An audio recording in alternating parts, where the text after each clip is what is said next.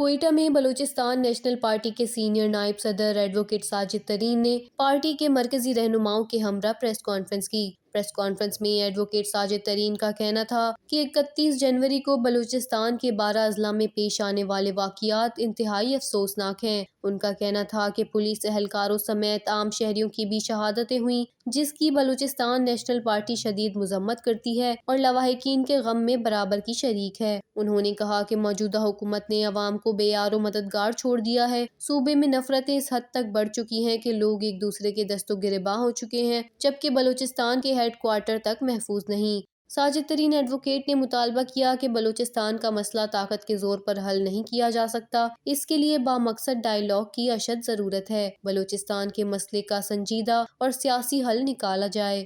ساجد ترین نے صوبے کی صورتحال پر مزید بات کرتے ہوئے کہا کہ بلوچستان میں صحت کی ابتر صورتحال سب کے سامنے ہے، جبکہ عوام کو پینے کا صاف پانی تک میسر نہیں اور بے روزگاری میں بھی مسلسل اضافہ ہو رہا ہے۔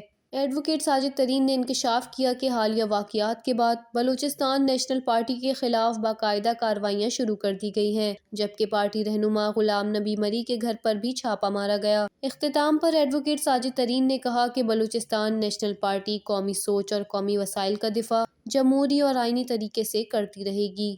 وش نیوز، کوئٹہ، بلوچستان۔